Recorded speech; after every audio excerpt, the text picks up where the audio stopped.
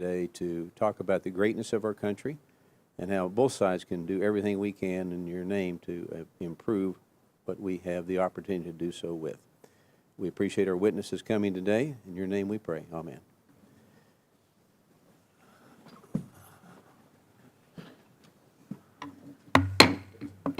I now call the Committee on Small Business to order. Without objection, the Chair is authorized to declare a recess of the committee at any time. I now recognize myself for my opening statement. Good morning to all of you again. Thank you for being here, and welcome to today's hearing, which will focus on examining the detrimental effects of the Department of Energy's regulations on our nation's job creators. First, I want to thank our witnesses for joining us today, and I know you traveled to be with us this morning. We appreciate, again, all of you taking time to do so. The Biden administration seemingly has it out for Main Street America. Though their misguided economic policies and increased regulatory requirements, small businesses are finding it harder to make ends meet. Rather than looking for growth opportunities, small businesses are forced to play defense in order to deal with a whole host of new regulations coming down the pipeline. President Biden's Energy Department has been especially active in the past few years in passing new rules that have dramatic repercussions on small businesses. By implementing tighter energy efficiency, being forced to change significant portions of their operations. This is increasing the cost of producing this equipment, which is ultimately passed along to businesses and the American people. The actions are forcing Main Street America to foot the bill for this administration's radical climate agenda. Inflation remains a top concern for job creators, yet the DOE's new regulations on gas stoves, ceiling fans, and transformers are increasing costs for businesses and consumers alike. Not only are these new standards forcing businesses to purchase updated equipment, but they are reducing consumer choice in the marketplace. Competition and consumer preference should be what determines what is produced, not government mandates. These policies provide minimal benefit to our small businesses and only make it harder for them to operate. So while small businesses suffer under this administration, their concerns continue to be ignored. It is the job of this committee to be Main Street's voice in Washington, and we are proud to have this hearing to shine a light on the devastating effects of these new actions taken by the Biden administration. And if we want to ensure America continues to have a thriving small business economy, our agencies must do better by listening to Main Street. Repeat, listening to Main Street throughout the rulemaking process and limit the negative impacts of new regulations. The government should be in the business of ensuring the economy works for Americans and guaranteeing regulations aren't hamstringing job creators. This committee's goal is to ensure Main Street America is given a fair shot at the American dream. Our nation's job creators have been forced to endure profound challenges over the last couple of years, and I hope this hearing helps spotlight some of the detrimental consequences of this administration's regulatory policies and will help us come up with solutions to support our nation's small businesses. Again, I want to thank you all for being here today with us. I'm looking forward to today's conversation. With that, I want to yield to our distinguished ranking member, from New York, Ms. Velasquez, for her opening remarks. Thank you, Chairman Williams. As members of the Small Business Committee, we understand that complying with federal, state, and local regulations can be burdensome for small business owners. And that is why Congress created the Office of Advocacy, to ensure that federal agencies are taking the views of small businesses into consideration throughout the rule writing process. In our oversight role, we can send letters, hold hearings, and request meetings in an effort to hold agencies accountable to the Regulatory Flexibility Act. The Department of Energy is required under the Bipartisan Energy Policy and Conservation Act to establish energy conservation standards for approximately 60 consumer products and reevaluate them every 6 years. Unfortunately, the previous administration violated the law and missed 26 deadlines, including one for distribution transformers. Don't be fooled by some of the rhetoric you may hear today. The Trump DOE was sued, and as part of a court settlement, the Biden administration is required to review these long overdue standards. This isn't a case of federal overreach. The reality is the Trump delays hurt small businesses, costing them more to do business.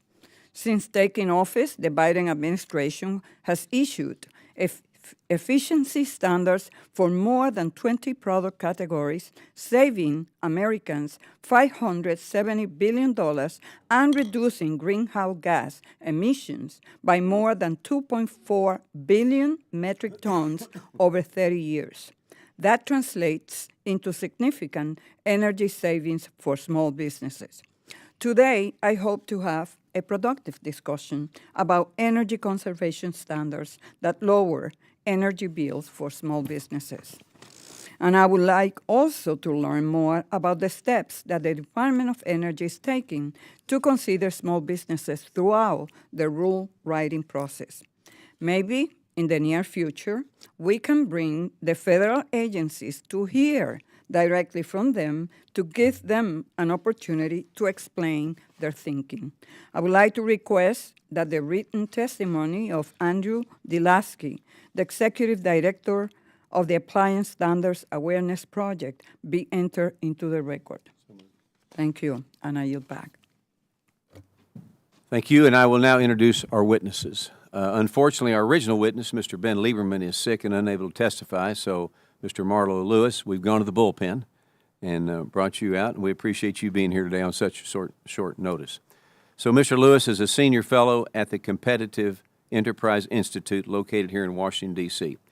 Mr. Lewis specialized in energy and public policy issues, and previously he served as the Director of External Relations at the Reason Foundation in Los Angeles and the Staff Director of the House Government Reform Subcommittee on National Economic Growth, Natural Resources, and Regulatory Affairs. Mr. Lewis, thank you for being with us again today, and we look forward to hearing your conversation with us. Our next witness here is today is Ms. Alicia Huey. Ms. Huey is president of AGH Homes, located in Birmingham, Alabama. AGH Homes is a custom home building company which specializes in high-end custom homes for buyers on individual lots. Ms. Huey has also been an active member of the National Association of Home Builders and is currently serving as the chairman of the board of directors. And while attending the University of Montevallo and volunteering for Habitat for Humanity, she decided to switch careers from early childhood education to home building. Ms. Huey, thank you for being here today, and we look forward to this important conversation ahead. Our next witness here with us today is Mr. Jeff Balman. Mr. Balman is manager of regulatory affairs at National Refrigeration, located in Pennsylvania. Mr. Balman has been with the National Refrigeration, a full-service HVAC and plumbing mechanical contractor since 2008. Prior to working at National Refrigeration, he spent 21 years as director of the engineering at Victory Refrigeration. Mr. Balman attended Drexel University, where he received his Bachelor of Science in Mechanical Engineering. Mr. Balman, thank you for being here today, and we look forward to your testimony. And now I recognize the ranking member from New York, Ms. Velasquez, to briefly introduce our last witness appearing before us today. Thank you. It is my pleasure to introduce Professor Emily Hammond, who is nationally recognized expert in energy, environment, and administrative law. Professor Hammond's research and policy work has focused on transparency and public participation in the regulatory processes, and they have served as the Deputy Counsel for Litigation, Regulations, and Enforcement at the Department of Energy as well. Welcome, Professor, and thank you for being here with us today. Thank you, and we appreciate, again, all of you being with us on this day. So before recognizing the witnesses, I'd like to remind them that their oral testimony is restricted to 5 minutes in length. If you hear me do this, you need to shut it down, okay? And if you see the light turn red in front of you, it means your 5 minutes has concluded, and you should wrap up your testimony. So with that, I now recognize Mr. Lewis for his 5-minute opening remarks. Chairman Williams, Ranking Member Velasquez, and committee members, thank you for the opportunity to testify. I'm Marlo Lewis, a senior fellow at the Competitive Enterprise Institute, and as you've heard, I'm filling in today for my colleague Ben Lieberman, who is ill and can't be here, but he sends his regrets, and I want to thank the committee for understanding these last-minute circumstances. Appliance overregulation has been a problem for years, and things have gotten worse since January 2023. The year began with the chair of the Consumer Product Safety Commission telling the media that a ban on gas stoves is a real possibility. That sparked a powerful public backlash, followed by strenuous denials from the Biden administration that any such ban was under consideration. And then only weeks later, the Department of Energy opened a second regulatory front against gas stoves. While DOE did not propose an outright ban, compliant stoves would have to sacrifice product features that have helped make gas the choice of 38% of homeowners and the strong preference of many serious cooks, and all for the energy savings that DOE estimated at $1.51 per year. Other DOE efficiency rulemakings in 2023 target dishwashers, water heaters, ceiling fans, furnaces, and washing machines. Each proposed or final rule likely entails higher appliance prices, compromised performance, and reduced choices. With a regulatory agenda so out of touch with what most people want, it is not surprising that Congress is pushing back with legislative initiatives to repeal specific appliance regulations, defund their implementation, or reform the entire program. So far, most of the attention has been on the adverse consumer impacts. This hearing adds a much-needed focus on the equally concerning small business impacts. As with homeowners, small businesses already face hardship and risk from high gasoline prices, rising interest rates, and regulatory campaigns to transform America's motor vehicle, electricity, and financial sectors. The last thing small businesses need is a bunch of new appliance mandates that they didn't ask for. I would note that DOE efficiency standards need not target commercial-grade equipment to hinder small businesses. For example, many catering businesses operate out of people's homes and use consumer stoves. Many home-based chefs depend on the high heat setting of gas stoves for searing and stir-frying. So for them, an electrification mandate is simply unacceptable. I should also note that DOE's stove and furnace rules are part of the Biden administration's climate policy plan to phase out natural gas usage and electrify everything. Yet DOE admits that electricity is 3 times more expensive than gas on a per-unit energy basis. The electrification agenda disfavors small businesses that rely on natural gas for cooking, heating, and other purposes.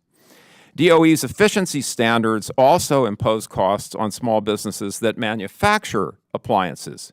That topic deserves more attention and study. And in general, I think we would all agree that small businesses already incur higher per employee regulatory costs than do large firms. The best reform, it seems to me, is to sunset DOE's standard-setting authority entirely. Doing so would have no downside for small businesses, only an upside. Any business owner that actually wants to purchase or manufacture the kinds of appliances favored by DOE will always be free to do so, with or without such regulations. The only thing that appliance efficiency mandates accomplish is to force government's particular preference on everyone, including the businesses that don't want them. So we recommend, CEI recommends, that Congress use the Congressional Review Act and other authorities to take on each and every rule that imposes hardships on small businesses. Thank you very much, and I look forward to your questions. Thank you very much, Mr. Lewis. I now recognize Ms. Huey for her 5-minute opening remarks. Thank you, and I'm pleased to appear before you today on behalf of the National Association of Home Builders to share our views on how Department of Energy regulations are adding to the housing affordability crisis. Access to safe, decent, and affordable housing is essential to the well-being of all Americans. While today's hearing is focused specifically on Department of Energy regulations, there are a vast array of regulatory burdens imposed on the home building industry. On average, regulations imposed by all levels of government account for nearly 25% of the price of a single-family home and over 40% of the cost of a typical multifamily development. Government policies and regulations are making it harder for home builders and multifamily developers to build housing that is affordable. I'd like to share 3 examples of how excessive regulations originating from the Department of Energy worsen the housing affordability. Number 1 is the transformer standards. Soaring costs and shortages of electrical distribution transformers are delaying housing projects across the nation. Some projects face an 18 to 24-month wait for a transformer. The administration is well aware of the shortages of electrical transformers, yet DOE is pursuing a regulatory change that will make the situation much worse. Specifically, DOE is seeking to increase the energy efficiency of transformers by a mere 1/10 of a percentage point. This requirement would force manufacturers to retool production lines and worsen their historic backlog. Transformers are an essential part of the electrical grid, and homes cannot be sold unless a transformer is installed and working. DOE's proposal will have little impact on energy efficiency and will exacerbate the current transformer shortage. This is why NEHB supports the Protecting America's Distribution Transformer Supply Chain Act. The legislation would prohibit the Secretary of from changing energy conservation standards for distribution transformers for a period of 5 years, which would allow time for the market to stabilize and so manufacturers could catch up with the demand. The next DOE regulation concerns gas stoves. DOE has proposed a rule that would ban the sale of most current gas cooktop models sold in the United States. Currently, more than 187 million Americans use natural gas appliances, saving them an average of $1,068 each year. Each American deserves to live in a home of their choice, in a location of their choice, and fueled by the energy type of their choice. Neither DOE nor the administration should take these options away. And finally, there are the building energy codes. The Inflation Reduction Act included $1 billion in grants to states that adopt updated energy codes, specifically the 2021 Energy Code. Adoption of the 2021 code adds as much as $31,000 to the price of a new home. NEHB understands the importance of energy efficiency, but the savings from the 2021 code can take a homeowner as long as 90 years to see payback. That is not a reasonable trade-off. If you want to make a difference on energy efficiency, we must focus on existing housing, particularly older homes built before the introduction of modern energy codes. According to the National Renewable Energy Laboratory, upgrades to the existing housing stock could yield a projected reduction of 5.7% of the total annual U.S. electricity consumption by 2030. Given this potential, upgrading the existing housing stock must be the primary focus if the nation is going to make measurable progress. That $1 billion could have been spent smarter by focusing on upgrading older homes versus making new, already energy-efficient housing unaffordable for many American families. Improving the nation's housing supply and easing housing affordability challenges will take a coordinated and concerted effort at all levels of government. Let's begin by fixing the broken regulatory process. Congress should pass legislation such as the Small Business Regulatory Flexibility Improvement Act to ensure that all regulations are designed with small businesses in mind, that regulatory rulemaking agencies are required to consider the true cost of regulations on small businesses, and that agencies comply with the letter and intent of the law in crafting new legislation. Thank you again for the opportunity, and we look forward to working with you. Thank you, Ms. Huey. And now I want to recognize Mr. Balman for his 5-minute opening remarks. Thank you, Chairman Williams, Ranking Member Velasquez, and distinguished members of the committee. My name is Jeffrey Balman, and I'm the Manager of Regulatory Affairs for National Refrigeration and Air Conditioning Products, which embodies Continental Refrigerator and National Comfort Products. I'm truly thankful and honored for the opportunity to discuss the impact of Department of Energy regulations on small businesses like ours. I've worked in the commercial food service equipment industry for over 34 years, including the past 15 years with Continental, where I previously held the position of engineering manager. Approximately 2 years ago, our company made the decision that a new full-time position was needed to help manage the barrage of multiple regulatory actions that continue to confront our companies, and I took over that role. National Refrigeration and Air Conditioning Products is a small domestic manufacturer that represents approximately 250 high-quality manufacturing jobs in Bensalem, Pennsylvania. Continental Refrigerator is the leading manufacturer of commercial refrigeration equipment, offering over 2,500 different model configurations. We design, build, and certify all of our products to provide superior performance to maintain safe food temperatures in the harsh environments of commercial kitchens. Our products must comply with numerous regulations for safety and sanitation, as well as DOE energy regulations. The refrigerants and foam installations that are critical components of these products must comply with EPA global warming potential, or GWP limits. Our company has made significant investments in research and development production changes over the past 6 years to transition to extremely low GWP insulation and convert over 99% of our products to self-contained R290 refrigerant with the lowest GWP available for these types of products. Multi-million-dollar capital expenditures are made for new production equipment, including new temperature-controlled foam fixtures to address flow issues with the new low GWP foams, new charging stations required for flammable refrigerants. We also built in-house state-of-the-art laboratory-grade test chambers. These labs continue to run around the clock, 7 days a week, to evaluate product performance and manage the multitude of energy testing required for regulatory compliance. As a small manufacturer in a heavy regulated industry, Continental is particularly challenged by the continual changes in regulations while working to control rising costs and develop innovative products in a highly competitive market. In 2017, we discontinued a line of horizontal freezers that could not economically meet new DOE energy standards. We compete with numerous low-cost imported products from foreign manufacturers who benefit from government subsidies. Despite our resource limitations, Continental is an active member of industry associations, including AHRI, NAFEM, ASHRAE, ASTM, and the NSF Standards Task Force. We hold positions on numerous committees that are critical to developing robust and reliable industry test methods and standards. Our company actively works to engage with the Department of Energy and the EPA in rulemaking. We analyze and regularly submit comments in response to requests for information and proposed rules. This effort is critical to our business because compliance with excessive regulations significantly impedes our ability to develop new products, which have been a keystone of the successful growth of our business. We also work with the Small Business Administration Office of Advocacy and helped initiate a small business roundtable to discuss concerns in the commercial refrigeration industry that we participated in last year with other stakeholders. On October 10th of this year, DOE published a notice of proposed rulemaking in regards to energy conservation standards for commercial refrigerators and freezers. Our company, along with other manufacturers and industry associations, are extremely concerned with DOE's unrealistic proposals in this notice. Analysis of the proposed standard level shows extremely excessive reductions that are up to 60% lower than currently allowed. We've been unable to identify any potential paths to these types of extraordinary cuts. DOE's consultants conducted manufacturing interviews that we participated prior to this proposed rule, but it appears the information was not thoroughly evaluated for this rulemaking.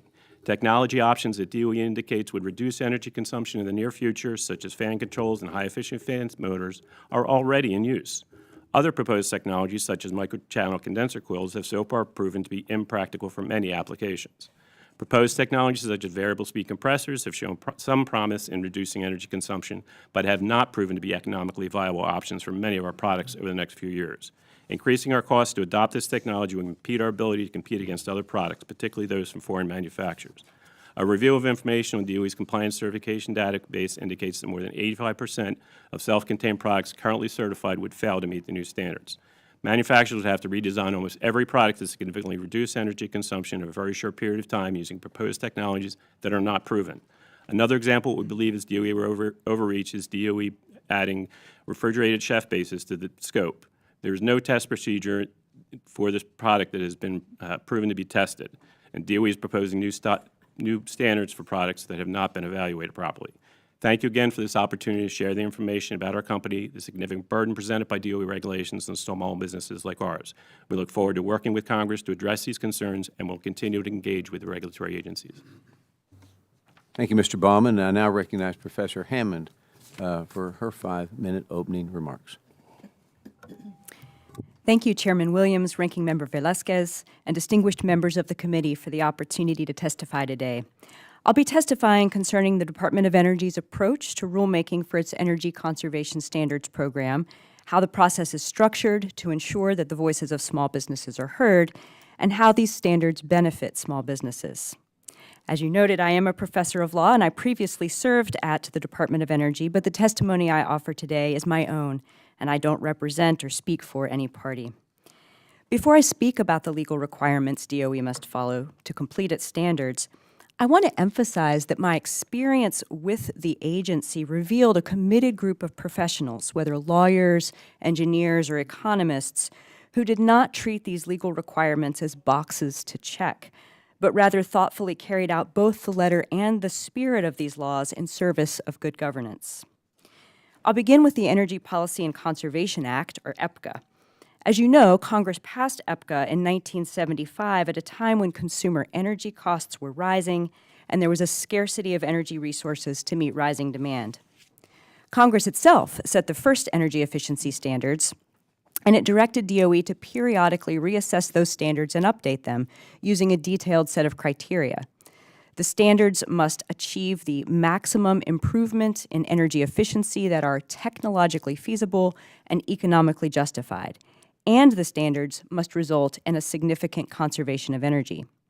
Congress explicitly instructed the agency to consider 7 factors for this analysis, which include economic impacts of the standards on manufacturers as well as consumers.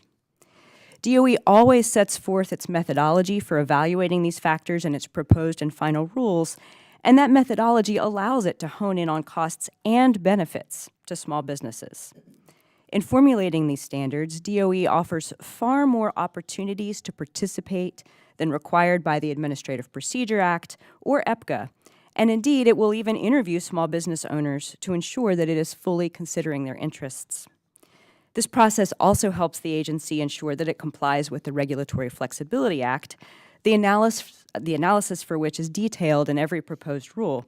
That offers further opportunities for engagement with the agency before the rule is final. Once a standard is adopted, there's usually a 3 to 5 year time frame before compliance is expected. And under EPCA, small businesses can seek an additional 2-year exception. Moreover, DOE offers guidance to small businesses in plain language on the website, complete with real phone numbers to call and a searchable FAQ section. So small businesses can easily learn how to seek an exception or to get assistance in understanding their obligations. It bears emphasis that this program brings concrete benefits to householders, small businesses, and other commercial enterprises in the form of real and meaningful savings. For example, one recent study concluded that energy conservation standards saved businesses almost $23 billion nationwide. Each proposed and final rule also documents these kinds of savings, like the $9 billion that consumers will save under the proposed battery charger standards. These consumers are small businesses themselves, and also the owners and employees of these small businesses, whose financial pressures at home are diminished when their bills are lower. There are other benefits, too. By reducing energy use, these standards reduce air pollution, which brings health benefits and avoids lower worker productivity and lost work days. Those kinds of disruptions are especially hard on small businesses, which are already feeling the strain of labor supply shortages. And as climate disruption presents even more risks to the economy and worker well-being, this important program's additional benefits should not be understated. Reduced energy reliance translates to grid resiliency. And of course, reduced costs to consumers alleviate the burdens of those who are most impacted by climate disasters. DOE values its avoided greenhouse gas emissions in the billions of dollars for its major rules, and these benefits extend to small businesses too. Thank you again for the opportunity to testify today, and I look forward to your questions. Thank you very much, and we'll now move to the member questions under the 5-minute rule. I recognize myself for 5 minutes. The Department of Energy is not typically thought of as a regulatory entity. However, it appears the Biden administration is working to undo these norms. Mr. Lewis, in your testimony, you highlight that you believe the best thing that Congress could do to protect small business and consumers is to take away DOE's standard-setting authority entirely. So question, can you expand on why you feel this is an important step and why DOE should not be the one responsible for setting these standards?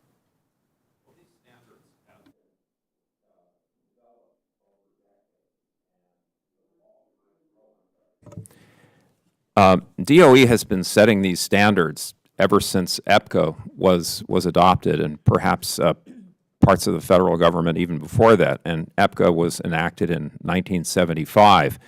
So we've had literally decades of mandatory increases in energy efficiency of appliances. And we have, I think, long passed the point of capturing all the low-hanging fruit. And so we had an example that was mentioned before of improving energy efficiency by 0.1%. And it's really hard to believe that that translates into gigantic net savings to small businesses or the economy. At a certain point, you have to, I think, trust that that consumers have the primary interest in looking out for what's best for them, and that they can make their own choices, and that DOE doesn't need to continually put its thumb in the scales. So I think, DOE should just declare victory, say that, yes, a mission accomplished, and now it's up to competitive forces in the economy to determine to what extent we prioritize energy efficiency versus other product features, qualities, and consumer choices. Competition always works. Ms. Huey, I'm concerned that the Department of Energy is prioritizing expensive and burdensome energy efficiency standards while providing meager efficiency benefits. Distribution transformers, you've talked about, are a clear example of this. The critical devices are already 99.5% efficient and are hard to come to due to supply chain pressures. So question, please tell us how this new rule would impact home builders and hurt your industry. We have several areas that have houses that are sitting waiting on transformers, but even one area of the country, we have over 4,000 homes that are ready. And also time is money, so those houses are costing more as they're sitting there. Builders and developers are paying interest. And then ultimately it comes down to the American consumer having to wait to buy the American dream. Now with interest, right? Yes, sir. Let me follow up on that. Given the challenges you just outlined, do you think the Department of Energy appropriately balanced consumer needs and energy efficiency when drafting this rule? No, sir, I don't think so. With the efficiency that there already is, if we could just put a pause on increasing the efficiency right now until we can narrow down the backlog, get rid of the 18 to 24-month waiting period, and then look at the energy efficiency again. Okay. With what I have remaining, Mr. Balman, a few years ago, your company created a new position to help manage the regulatory burden by the federal government. Please share with us what led your company to make that decision. Our company primarily does commercial refrigeration equipment. We've had new standards that came out in 2014, additional new standards that have been, first comes the test procedures, and when we looked at what the test procedures, as I mentioned in my testimony, that we are involved in, which not a lot of small businesses are able to do, that we are involved in those many organizations that I mentioned, because those are the organizations that write the test procedures. And we've seen test standards that came out previously that were excessive, that just when it came down to it, we had to shut down production and development, we had to shut down other programs, and we realized the need to really dedicate a lot of resources to that effort to get the regulations. Okay, quickly, regulatory compliance is expensive. And can you describe quickly what endeavors your business has had to forego so that you can keep up with changing regulatory standards? We had a line of freezers that we had to discontinue. We also have to annually recertify all of our products to the Department of Energy. We also have, as I mentioned, we built a new test lab, and that was primarily because of the onslaught of numerous energy regulations that we had to comply with, and that lab is running continuously, primarily doing energy testing. All right, thank you for that. And I now recognize the ranking member for 5 minutes of questions. Thank you, Mr. Chairman. Mr. Balman, I heard that you mentioned that you have worked with the Office of Advocacy. Is that so? Yes, we have. Okay. And how that experience has been? I would say we've had conversations. In all honesty, Good, bad? Good conversations with some. I'll say some of the previous staff. We've had less responses back in recent months. So this week we are debating the SBA funding on the floor, and Republicans cut the Office of Advocacy budget by $800 million. Yet right now we are discussing how regulations affect small firms. Does it make sense to cut the budget of an office that exists to monitor federal agency, regulatory small business compliance, and advocate for small firms? It seems disingenuous to me. Professor Hammond, how many years does the Department of Energy typically give small businesses to transition to new standards? It gives typically 3 to 5 years with the opportunity for an exception for up to an additional 2 more. So there is an extension allowed. That's right. And have small firms utilized this exemption? Yes, and those are all published in the Federal Register. Is this enough time to comply, in your opinion? Yes. Do any standards apply retroactively? No, they all apply in the future. Okay. And Professor, the Energy Policy and Conservation Act allows DOE to adopt consensus standards that were negotiated by the industry and energy efficiency experts. Could you please discuss this option? Yes, the agency convened a federal advisory committee to enable negotiated rulemaking, which is an alternative to typical notice and comment procedures that allows for a consensus-based process promoting deeper collaboration between the agency and stakeholders. So I am understanding you, industry is part of the negotiations and at the table, Yes. correct?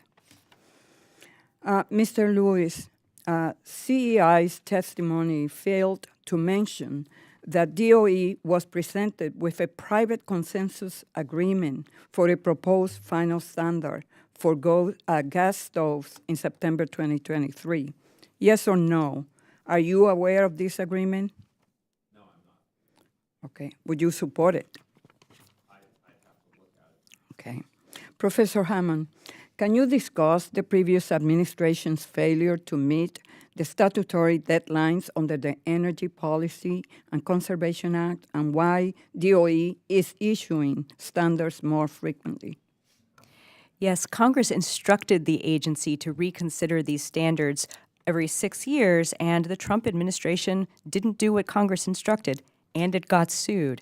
So now DOE is operating under a consent decree where it has to play catch-up, and it has to maintain its regular rhythm of review that Congress has set forth. And Professor, there is a tremendous amount of misinformation circulating about DOE's appliance standards.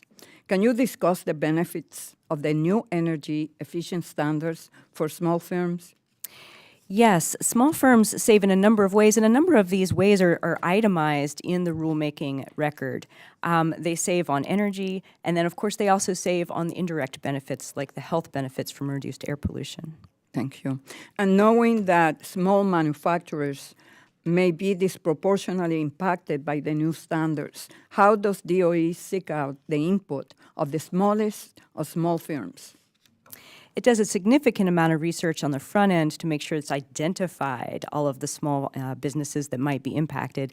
And among other things, it reaches out to them individually and offers the opportunity for a conversation.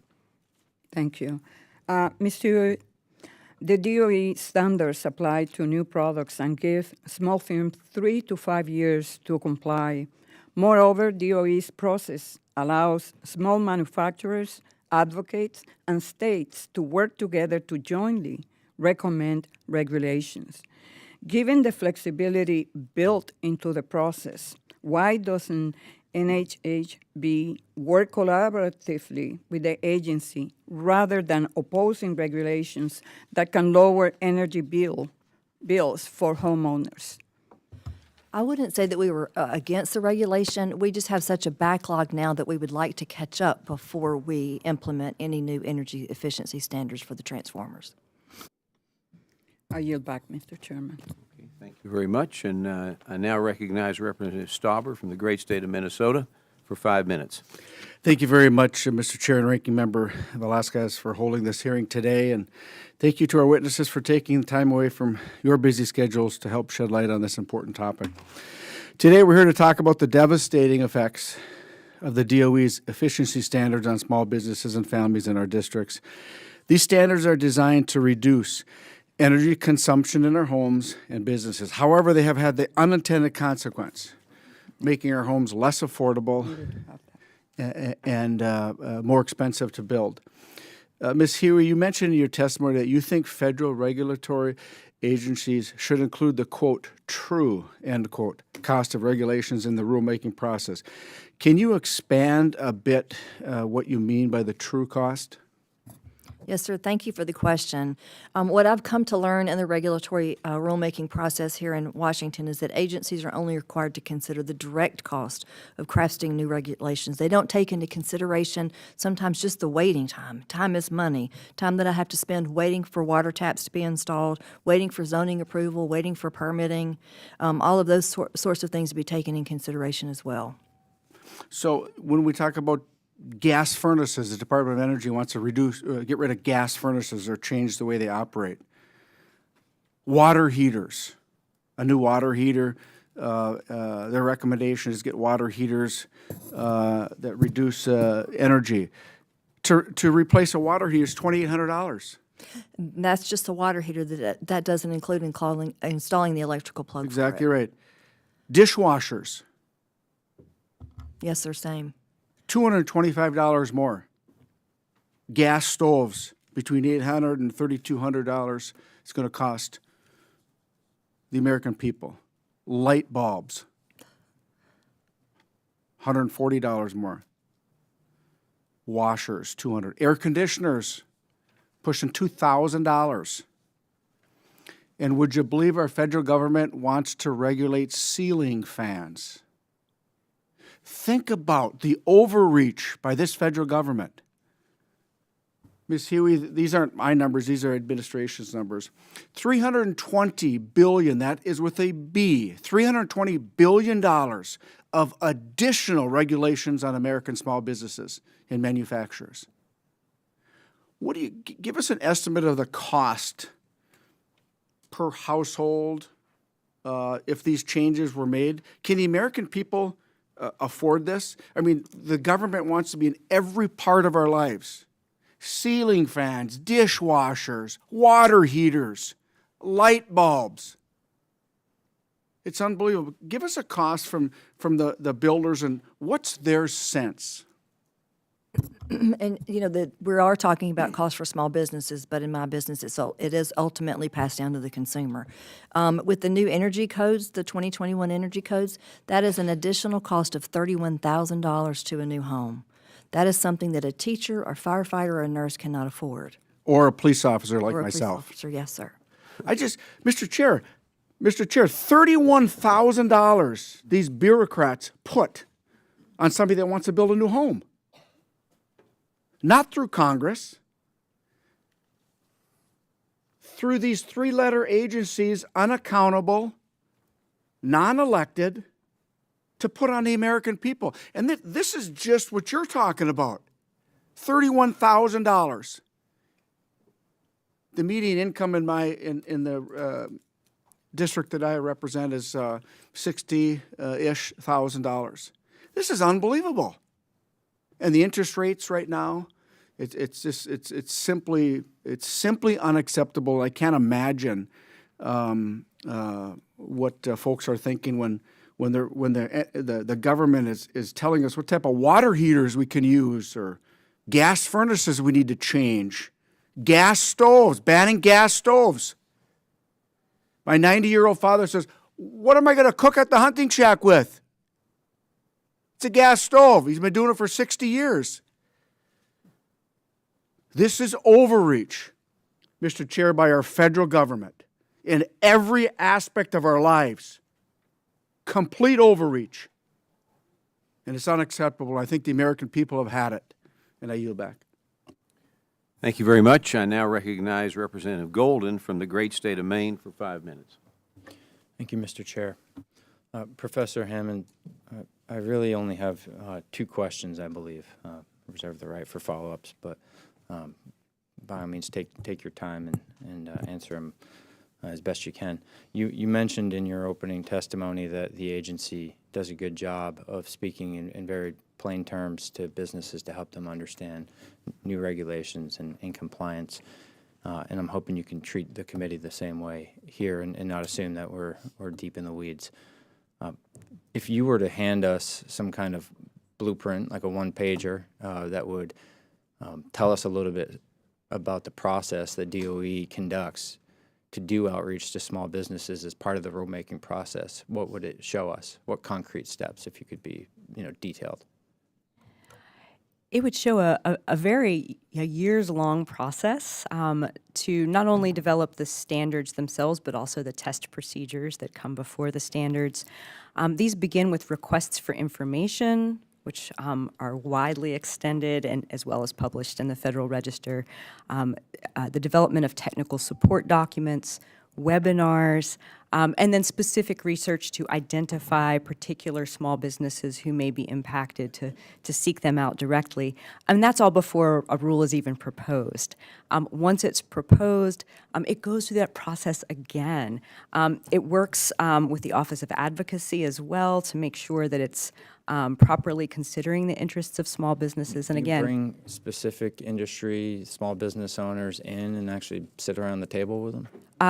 well, yes. For example, I'm aware that yesterday DOE hosted a public meeting on the commercial refrigeration standards. Okay. And how could you describe like attendance? Like what's the uptake? I haven't checked on the attendance yesterday. The ones that I previously participated in were very well attended. Thank you. So kind of moving on from there, how often do you think that input is received and then acted upon such that between a proposal and a final rule, changes are actually made that incorporate what small business owners have given back to DOE? Very often, it's extremely common for the agency to adjust its final rule in response to all of the input it received during the proposed rule. And I should note that a number of the standards we're talking about today are proposed standards, so there's still an opportunity for lots of engagement with the agency, and it indeed will address those comments. Are there any specific examples that you can recall in your own time in the department where you saw that process play out and changes made and incorporated? Yes, and of course I was serving as counsel, so I'll maybe not be quite as detailed, but I will say an example is for the general standard, the general service lamps, the light bulb standard, which of course Congress directed the agency to undertake. And the agency considered all of the feedback of businesses, and it developed a different enforcement timeline to provide even further a glide path to make sure that people had a chance to be ready for the standard going into effect. Sure. And finally, in your testimony, you mentioned Congress built in a relief valve for small businesses. Can you talk a little bit about the flexibility that affords the agency and small businesses? And can you think of any examples where that has actually been utilized?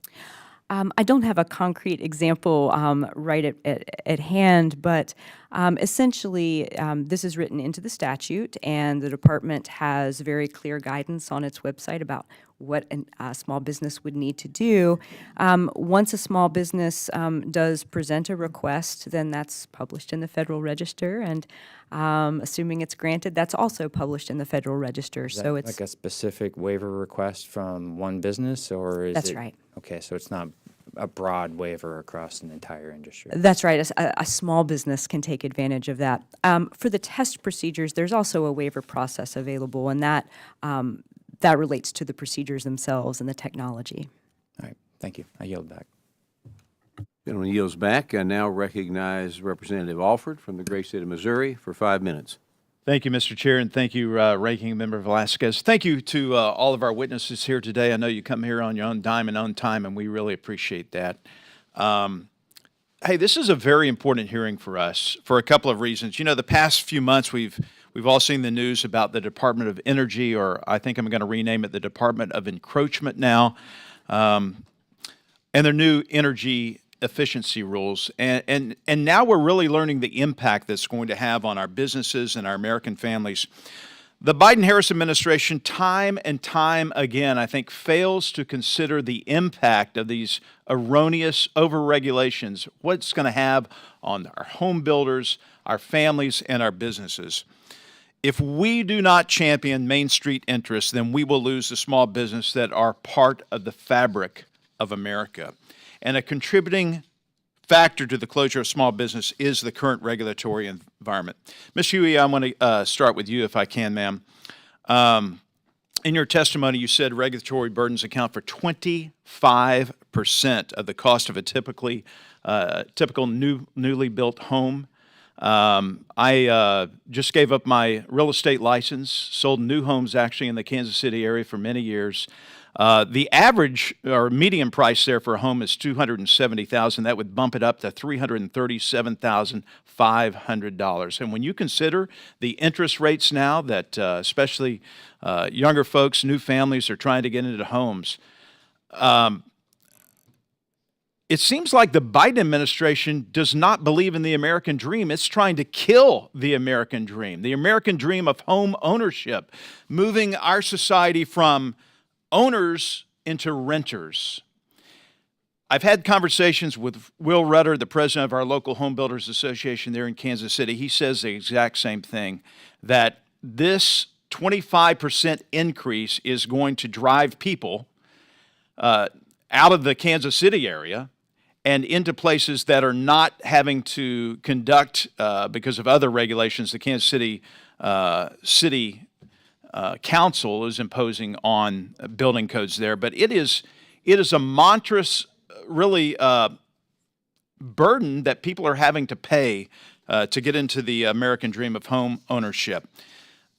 How do you see this playing out long-term for builders? How do they keep building when the Biden administration keeps putting a foot on their neck? It does make it extremely more difficult because we have federal, state, and regulations all to follow. It is noted that NAHB illustrates that for every $1,000 increase in the price of a median home, which is about $425,700, that prices out 140,436 households out of the market for every $1,000 increase in the price of a house. Well, when you consider this, and this is getting off into another topic, I realize it, but investment companies like BlackRock that are also investing in build-to-rent communities. We've seen that in the Kansas City area where they're building entire neighborhoods of rental homes that look like regular single-family homes, and they are, but they're like apartments. And you know what else? It's a lot easier to get people into rentals, in apartments especially. You can ballot harvest a lot easier in an apartment than you can walking a single-family neighborhood. It is scary what is happening to the American dream, and I applaud you and the home builders of America who are trying to make that dream possible and affordable for the American people. I'm running out of time. Mr. Lewis, in your testimony, you mentioned the RFA and lack of agencies' willingness to take it seriously. Please talk about how we can better utilize or improve the RFA so we can use it as an effective tool rather than just a checkbox. Yes, well, one thing that, sorry, the mic. Yeah. I mean, the agencies have flexibility. They get flexibility in determining what is a significant impact or what is a substantial number of small entities. So I would think that maybe tightening up or clarifying those definitions, like I was just trying to think, I was talking to my colleague on the way over here and kicking some ideas around. And what is a significant impact, it seems to me, would be relative to the profit margin of the business that's affected.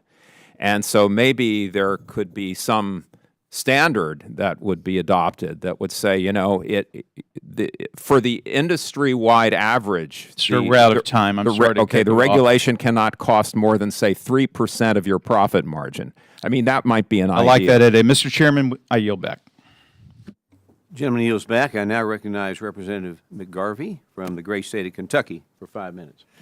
Thank you, Mr. Chairman. Thank you all for being here today. Thank you, Professor Hammond. I want to especially thank you for highlighting some of the contributions of our civil servants who do a really good job in trying to do the best they can for all of us in this country. I'm going to repeat a little bit myself from one of the previous hearings we had. in this committee, and that is we are here to talk about regulations. We care about how regulations impact people and how they impact businesses. And that well-written and well-executed regulations are important. They save lives. They save money. They save money for our government. They save money for our consumers. They also can save our planet. And I want to go to these specific standards as an example of that. The American Council for an Energy Efficient Economy estimates that efficiency standards for appliances and lighting would save the average Kentuckian, where I'm from, an estimated 15% of their annual bill. This isn't surprising. I see this in my own home, which was built in the late 20s, early 30s, the importance of having energy efficient items. The DOE estimates that by 2030, cumulative savings from all standards in effect since 1987 will reach nearly $2 trillion. So I want to go back, and Professor Hammond, I'm going to start with you, in part because I'm a recovering lawyer, and I've always wanted to ask a law professor a question instead of having them ask me a question.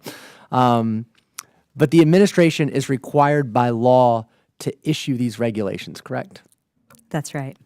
And it's a result of a court decision from the Trump administration not issuing these regulations that is requiring them to not just issue the regulations, but to have to play catch up for what the Trump administration didn't do in the 4 years it was in office. That's right. Okay. So these are required by law, and obviously this committee's not suggesting that the administration break the law. So let's talk about what these standards are doing.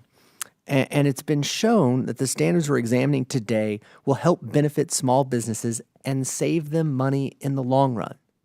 Again, we care about small businesses. Small businesses are the backbone of my community in Louisville, Kentucky. We want them to succeed and thrive and do well. So how do these standards benefit the broader economy and the country, including small business employees, and those who do business with them? In a number of ways. There's, of course, the direct benefit, which is lower energy bills. And I should note lower water bills, too, for some of the standards. So that's a direct impact that is true for a business that's using any of these appliances or equipment, as well as the homeowners or householders who also use them in the house and also work at small businesses. Then, of course, there's the broader impacts like the health benefits and the climate benefits that I mentioned. Thank you. And okay, so and kind of just reframing this again, the court has said the administration has to issue these. They have to issue more because the Trump administration didn't do it. They can be helpful, but we want to make sure they are helpful to small businesses. Is there a process by which the administration is considering the needs of small businesses? Do they have community engagement sessions? Must they take into consideration any of these comments in the proposed rule? Yes. First of all, to answer your final question, they are required by law to respond, not just consider, but respond to significant comments raised. And of course, the overall process is very much designed to consider interests of all stakeholders, but particularly small businesses. Thank you. And when they find a legitimate concern, how do they work to address it? They work first to just understand what it is and make sure that they have thoroughly considered the issue. They look to see whether there are adjustments to be made and how those trade off against the other factors that Congress required the agency to consider. So it's very much a case-by-case decision, but those comments do have an impact. Thank you, Professor. I appreciate that because, again, we want to make sure that our small businesses are being heard, that they are being represented, that these regulations make sense for them. So I appreciate that very much. Mr. Chairman, I yield back. Gentleman yields back. I now recognize Representative Van Dyne from the great state of Texas for 5 minutes. Thank you very much, Mr. Chairman. This hearing today is one of tremendous importance, with Americans suffering under 3 years of disastrous policies from the Biden administration that have been painfully driving up cost of living. It's made food, electricity, housing, and transportation impossible to afford, and it's made new home ownership an impossibly distant dream for many young Americans. Now we need to deal with a reckless agenda from the Department of Energy pushing overreaching energy efficiency rules that will burden small manufacturers. Earlier this year, this committee passed my bill, the Small Business Regulatory Reduction Act, which requires the Small Business Administration to ensure for each fiscal year the cost to small businesses of the administration's rulemaking is not greater than zero. and while also requiring the SBA to issue a report on any regulations issued by other federal agencies that impact small businesses. And I'm looking to expand this to obviously the Department of Energy now, and I think it's a perfect place to start. This hearing is a great example of why my bill is necessary, and which is to ensure Congress is reining in the power of out-of-control regulatory glutton executive branch. And I look forward to continuing to work with the committee to see my bill move forward and to work to strengthen small businesses across the country. We just heard testimony in answers to some of the questions that said that these regulations benefit small businesses. Mr. Balman, I'm going to ask you, you work for a small business. How often do you guys go, oh, goody, we got more regulations, these are going to benefit us? We don't, it's hurt us from the, as I said, from the product side, our competitiveness and ability to innovate products and work along those lines versus we're taking time to address regulations to meet with. And as Ms. Hammond mentioned, we were in a meeting yesterday with DOE in regards to commercial refrigeration equipment, and I was there. I was basically the only small business. There were a few others. There were a handful, but a lot of small businesses don't have the opportunity like we've invested in to do that. So it has absolutely been a burden. And the other. So this is going to cost small businesses money. Yes. But we just heard about all these cost savings that they were going to have. Do you actually see that? I mean, there's one thing to say that that's going to happen on paper, but in reality, do you see that that's happening? We do not see that happening. It continues to be a burden on our sales and on our manufacturing. So you've got increased inflation as well, and that's being coupled with increased federal regulations. Has that made it more difficult for your business to grow? Yes, it has. We're privately owned. We are very short-term on we try to not do a lot of investments that we can't afford to invest ourselves. But yeah, all those different types of capital expenditures are harsh on our business. And Ms. Huey, I'm going to ask you the same question. I mean, do your home builders, are they excited with these new regulations? Do they see all of the cost savings that we've heard are going to come? Are they actually seeing that in reality? Yeah, no, thank you for the question. You know, as I talked about earlier, 1/4 of the cost of new construction of a single-family home is government regulations, and that's at all levels. For me, I looked back at a house I built recently. I spent $35,000 before I ever started building the house. That was permit, building permit, land disturbance permit, water tap, sewer tap, driveway permit, gravel, silt fence. All of those add up before I ever really started building the house. What state? Alabama. In Alabama. So be happy that you're not building in California, because pre-pandemic it was 40%. Yes. Regulatory costs. But have you found that increased inflation as well, coupled with increased federal regulations, has that made it difficult for you to grow your business? It has, and it's difficult for the consumers. They don't understand that when I give them a price of that estimate of what their house is going to be, and then when those estimates grow because of things like fuel surcharge, in the last couple of years that we've had. Now I understand the fuel prices are down, but in the last couple of years they were up, and so things like that it added on to the top that we didn't expect. So you're saying that not only are these regulations overburdensome and harmful to small businesses, but you're saying actually people who want to buy homes are also affected negatively by this. Absolutely. So how much more have homes cost in the last 3 years, if you could in Alabama or anywhere in the country? I know that in the last couple of years, one point of reference I have is during the pandemic, and I know that we're not talking about lumber prices, but my lumber package went from $35,000 to $125,000, and it settled somewhere around $75,000. Well, I would look forward to hearing if you guys have any solutions. I know typically what I hear is we just want the government to stay out of our business. That was the best way to help it grow. Appreciate you guys being here, and I yield back. Yields back. I now recognize Representative Chu from the great state of California for 5 minutes. Well, those on the other side of the aisle are trying to make it sound like the Biden administration decided to just do rulemaking on its own. But let me emphasize, this is the law. And the Department of Energy is required by law to evaluate energy efficiency standards for various products and appliances every 6 years. Once an updated standard is published, small businesses get 3 years to comply and get an extra 2 years grace period before they have to come into compliance. So that's 5 years total to do so. And let's not forget that these standards only apply to newly manufactured products, not to existing products that consumers already owned. We also heard from Professor Hammond's testimony that there's ample opportunity for small businesses and small manufacturers' concerns to be considered at every step of the department's process when they decide how to update a particular standard. And in fact, she said that the department even goes further than what is required, offering webinars and conducting other types of direct outreach to small business stakeholders. So actually, the Biden administration is going above and beyond to consider small business voices in the rulemaking. Actually, we're in this situation because the previous administration missed scores of deadlines, violating the requirements in the law. And in addition, there was a lawsuit over the previous administration's failure to meet the standards. It was settled, and the settlement was that the DOE was required to review these regulations. So, Professor Hammond, can you explain why the Department of Energy is being required to issue so many new standards now and give an example of how this benefits small businesses?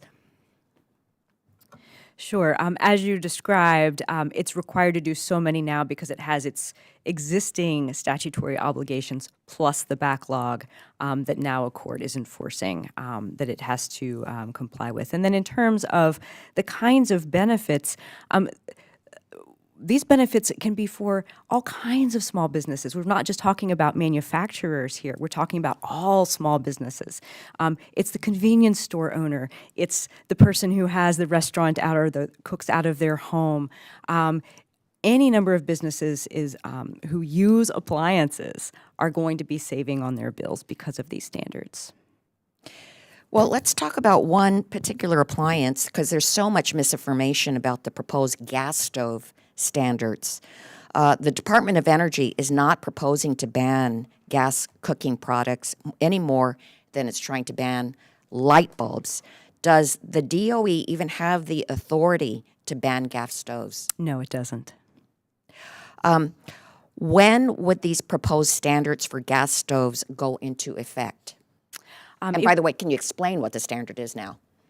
Well, I will mention that the proposed rules, they're not even finalized yet. So they'll still benefit from input, the types of which we're hearing today. The proposed rules are not just for gas stoves. They're for gas and electric stoves, as the department is required to do. And they'll go into effect, I think it's 3 to 5 years from when the rule is final. I just want to note, those are future-looking for new stoves. It has nothing to say about what happens for people who already have gas stoves. And in fact, the DOE does not have the authority to take products out of consumers' homes or small businesses. Is that correct? Absolutely. Now, can you also give us an example of where the DOE did a review and maybe cite a standard that the DOE decided not to update because it did not meet the criteria? One that comes to mind is space heaters. DOE decided not to set efficiency standards for those. So it does look at these and decide whether it's called for under the statutory requirements. So the process works and the DOE is not overreaching, correct? That's right. And let me ask also about the particular savings that the average American household is saving, because it's not just small business, it's every American that is saving on their utility bills. Can you talk more about that? Sure, and that's true. All of these rules have to be cost justified. That means the costs have to be outweighed by the benefits, and DOE published those transparently for everyone to see. The Delaski and Maurer study that I cite in my my written testimony provides state-by-state analyses of benefits not just to businesses but also to consumers. Thank you. I yield back. Gentlelady yields back. I now recognize Representative Musser from Pennsylvania, the great state of Pennsylvania, for 5 minutes. Thank you, Chairman. Appreciate it very much. Thank you very much to our witnesses. So we just heard, and I say this in all due respect, how wonderful the DOE's regulations and rulemaking is and how positive it must be for small business. Mr. Lewis, do you find that from gas stoves to other rules being made that's been beneficial to the industry that you're familiar with? Well, I don't have much industry-specific experience, but I will say that, oh, sorry. I can't really. Competitive Enterprise Institute, that's deals with businesses, right? Yes, that's right. But in other words, we're not spokespersons for any particular industry. My colleague Ben Lieberman, who was supposed to testify, actually does have much more contact with industry experts. I wish he were here. But if Huey? but if I could, ahead. yeah. But if I could mention that, some of these costs are in the form of degraded performance. Like many people complain that the dishwasher has to be run twice in order to get the dishes clean. That clothes washers now, they're so efficient in their use of, say, water, that you have to wash the clothes twice. Right. And we actually had an ad back a few years ago, which was billed, "Send your underpants to the undersecretary," because a lot of people were complaining that they had to run the same load twice. So those are costs that the agency is really not terribly concerned about. Great points. And if they actually were to talk with stakeholders, as we're hearing that the overreach is just phenomenal. I was in business for nearly 25 years. And Mr. Balman, I want to ask you, when you all have improved air conditioners, when you make air conditioners more efficient, you make them less cost, you make them utilize less energy, did any of that come from a mandate or a rule from the government? No, well, It's laughable, right? we look at what the regulations are, but in the air conditioning and on the refrigeration side, because of the competitive market. You make it better right. to your customers, so it costs them less. So they're using less fuel. So as they're cooling the area in the best manner and most effective way possible. It's called American innovation. It's called entrepreneurship. Would you call it government rulemaking and mandates?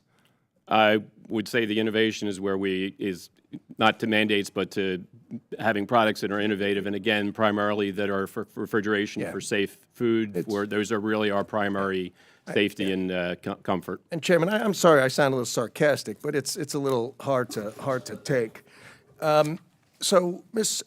Huey, I'd like to ask you a couple of questions on the transformer issue that you spoke about in your testimony, and the shortage that exists, and the Department of Energy now submitting that it needs to have some new standards, these transformers, and yet they've gone through all kinds of efficiency measures over the last several years. You want to just speak on that a little bit further, please? Yes, so as we've talked about, they are already, like 97.9% energy efficient, and we're only increasing the efficiency by 0.1%. While we have an 18 to 24-month backlog of people that need them, the houses that are sitting, I think it's in the Houston area, there's about 4,000 houses that are sitting. And then recently, the tornadoes that ripped through Mississippi, I think there was about 400 transformers that were torn out there. So it only adds to the backlog and the Sure. time. Has your industry has the DOE been in contact with you folks and said, hey, what do you think about this action? Give us some input. We're very interested in whether or not we should pursue this? We did participate in the SBA's advocacy. We had over 60 of our builders that were part of a roundtable discussion, and they expressed all of their concerns. It will be very interesting to see if the DOE will heed those concerns. Okay, so you haven't had a response back yet? No. You've only had the original rules, so nothing has been affected or changed as of yet? That's my understanding, yes. Okay. Well, maybe we can help you follow up on that with them and see, because in the end, we're interested in reasonable initiatives. However, at this point in time, you think the current rule is quite unreasonable for your industry? Right now, because we have a backlog, I do believe that it is, yes. When you think about the energy efficiency that we already have in homes right now and in the transformers, to go another step when we have such a backlog and the American dream is unaffordable and unattainable for so many. Right. Thank you very much. I yield back, Mr. Chairman. Gentleman yields back. I now recognize Representative Skolton from the great state of Michigan for 5 minutes. Thank you so much, Mr. Chair, and thank you to all of our witnesses for coming here today. Your testimony is incredibly enlightening. This is such an important topic. My district is home to a very large portion of the Grand River watershed, the largest river in the state of Michigan, and we also represent miles of beautiful Lake Michigan shoreline. The Great Lakes region, multi-billion-dollar economy. I'm very serious about protecting these natural resources, not only for their inherent worth, but what they contribute to our economy. That being said, there is nothing more frustrating to a West Michigan small business owner than regulations that do nothing and just stand in their way, impede their business, and don't even do what they purport to do. My colleagues on this committee know that I have been the first among Democrats many times to push back against unnecessary regulations. But one of the things that I want to talk about today is the process that the department goes through to make sure that these regulations are doing what they intend to do. And so I have two questions for you, Professor Hammond. I'm wondering if you can explain how the Department of Energy's current rulemaking process takes into consideration the priorities of small businesses and consumers, and what DOE does to ensure that regulations are cost-effective and not overly burdensome for consumers. Or for businesses, excuse me. Yeah, thank you. Sure. So the process itself has that 7-factor analysis that Congress required, and that looks at both costs and benefits to consumers, to manufacturers, and then, of course, DOE further evaluates specifically the interests of small businesses in that process. It always has to be cost justified. And then further, I'm sorry, could you just remind me of your second question? Yeah. So what? How is the DOE ensuring that these regulations are cost effective and not overly burdensome for small businesses? What is the process beyond maybe those 7 steps? It also complies, of course, with Executive Order 12866, and it does a cost-benefit analysis that is reviewed by OIRA. It collects interagency comments on, again, not just the proposed rules, but also the final rules. And for many of the standards we're talking about today, they're still just proposed. Yeah. Okay, thank you so much. And what's your impression of that process, the feedback loop that happens and the consideration that's taken in? Are small businesses being heard when they weigh in about how that would impact their business?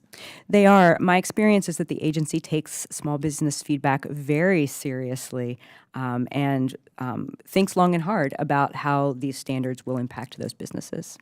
Thank you. My second question is, I hear so much from constituents who regard regulations as unnecessary government intervention in the market. Can you explain how regulations like around energy conservation standards actually serve to bolster innovation and positively impact the economy? Sure. And I want to say maybe 2 things about the EPCA standards. The first is that these are national standards to avoid additional costs that manufacturers would have to comply with if they had to go state by state for various standards. So there's an efficiency built in right there. And they push innovation. Typically, the standards do apply in a way that already there are existing products on the market, but it allows new entrants to the market, and it invites innovation to even push forward. Thank you so much. Yield back the remainder of my time. The lady yields back. I now recognize Representative Molinaro from the great state of New York for 5 minutes. Thank you, Mr. Chairman. Although great state of New York, it may not be the right moniker for the purposes of this hearing, as New York has made a science and art form of overregulating even the most basic behaviors. I came at the right moment. I don't want to take much issue. Uniformity of regulation is nice, and efficiencies to achieve that might come out of uniformity of regulation. But we live in a Republican democracy, and in that form of government, the states have certain responsibilities, the federal government has certain responsibilities, and we're not supposed to tread on those. And small businesses in particular, they understand the burden, the challenge of overregulation. I've often said, having spent the last 30 years in both state and local government, that when it comes to federal regulation or federal government, not only doesn't the federal government know what the right hand doesn't know what the left hand's doing, in the federal government sometimes the left hand doesn't even know there is a right hand. And that overburdensome bureaucracy, if you will, that labyrinth of regulation, it adds enormous burden, pressure, compliance concerns, and costs to small businesses. And so I happen to think that we ought to expect greater consolidation of regulation. We ought to demand greater transparency, and there needs to be better understanding by the small business owners in particular as to what regulation they are to follow, when, how, and what the impact is to them. And so to that end, I joined in introducing the Post-it Act, which requires federal agencies to post guidance on rules that will have significant impact on small businesses. I represent small communities all across upstate New York. Small business is, as it is across America, the engine of economic opportunity in our community. 70% of new jobs created by existing small business, they are overburdened. To that end, Mr. Marlo Lewis, I wanted to just get your take and opinion on the necessity of the Post-it Act, the benefit it might provide, and how small businesses might be helped should it be adopted. Yes, this is a straight up transparency and accountability reform. It's almost unbelievable that anyone would oppose this, or that the access to regulatory guidance wasn't already readily available. It was for a period under the Trump administration that we've heard so much about.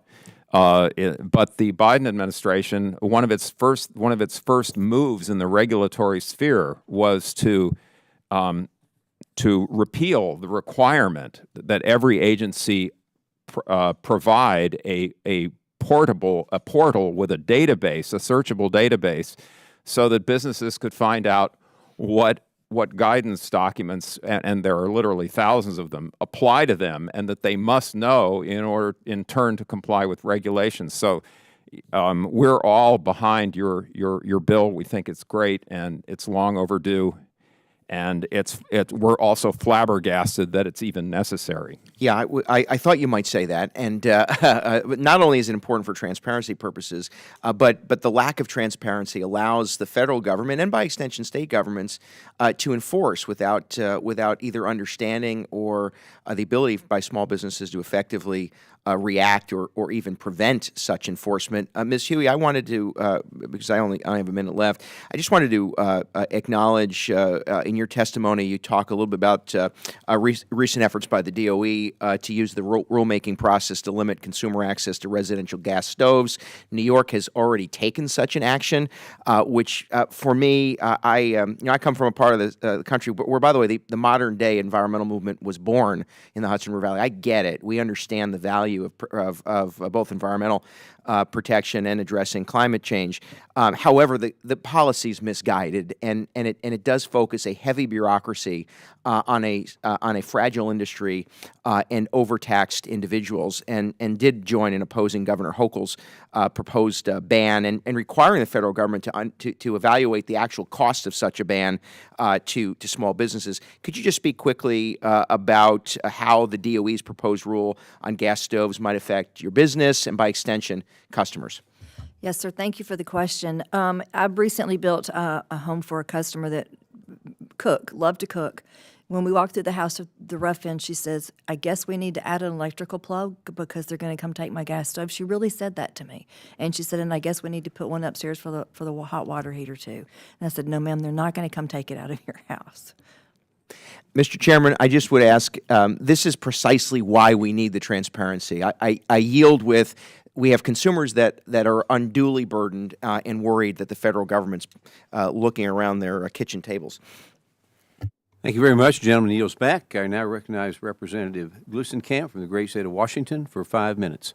Thank you, Mr. Chair. And I think I know the answer to this. And I want to say I sincerely appreciate the witnesses. I know you all pay your own way to be here. I really appreciate that you're here. But do any of you, none of you currently work as technicians fixing appliances, correct? Have any of you been technicians? Okay. A thank you to the committee staff who ensured that someone on the panel has worked actually fixing appliances, because I think that's a critical piece that's been missing from this discussion. I want to say I appreciate the department's statutory obligation to review the standards, but I am deeply concerned why these washing machines can play Tchaikovsky, but they only last 2 years now. And it's something that, they say that there's lies, damn lies in statistics. And I'm very concerned about the horizon. And so Professor Hammond, I don't know if you know the answer to this, but when they do these cost-benefit analyses, like, how do they reflect back the durability of an appliance, and what's the horizon that they're expected to last? They do consider the lifetime of the appliance, and of course that varies by appliance. I will say they also consider the efficacy. I know they just did a test procedure for dishwashers to ensure that there's a washability standard there too. Do you know what the timeline, like how many years are they expected to last? I'd have to go look for which specific appliance we're talking about, but sometimes 10 to 12 years. Because every time I'm driving around, like, I see these front-loading washing machines out on the street, and it's a huge environmental impact, and it's a huge cost to consumers and small businesses to have appliances that do not last anymore. Like, my washing machine is from 2003, my fridge is from 1997. Like, the old stuff can last if we support it, but often we're seeing a huge explosion in the number of chips involved in any given appliance. Everything's made out of plastic now. I work on cars, right? Like, the quality of parts is very, very concerning to me, of components within them. And so that's what I am I think these standards can be useful, but I'm very, very concerned the horizon under which they're considered. So I had a question for Mr. Balman. I understand that you have an obligation to abide by these standards, and you've expressed concerns today about this process and its impact on your business. But I'm also curious in thinking about how we make sure that manufacturers are prioritizing durability. What is the thing? What can we do to put more pressure on increasing the life cycle and the durability? Why do some brands, I probably shouldn't say this, but Speed Queen, still pretty good, right? But a lot of these things have just gone through the floor. Thank you for the question. And I personally have very similar home appliances. Our front-loading dish or washing machine, we've had to replace our refrigerator where we had refrigerators that lasted 20 years. I think trying to regulate that, I think that's really a market control issue, because one of the things on our refrigeration side particularly, and again, we always talk about it on that side of it, is that in commercial refrigeration, those are the harshest. I mean, your kitchen is harsh, but your commercial kitchen is many times even more harsh. And competitively, that's what we promote in our products. That's always been our kind of baseline, is making sure we have safe temperatures. We use heavier gauge materials and such than others. And I have to say that, unfortunately, with the meeting, again, very aggressive energy standards like the Department of Energy is proposing, actually hurts that, because we have to take out materials in other areas to try to. But overall. Any technician can look at something and say what's trash and what is going to last. You can, mechanical engineers, I don't think, have that brain necessarily, but both. So. But do you see any way that you could implement, or is this just going to be more regulation? Because of the complexity, again, as you get into electronic controls, fan speakers, a number of the things I mentioned as far as, again, talking commercial refrigeration, and also on the air conditioning side with the new refrigerants that are required, they all require a lot more electronics, a lot more things, that all additional components that break down and reduce the overall life of the product as it's used in very harsh conditions. Okay. Well, thank you sincerely to all of our witnesses for being here today. Gentlelady yields back. We're right on time. I'd like to thank our witnesses for their testimony today and for appearing here. Without objection, members have 5 legislative days to submit additional materials and written questions for the witnesses to the chair, which will be forwarded to the witnesses. I ask the witnesses to please respond promptly. If there is no further objection, without objection, the committee is adjourned.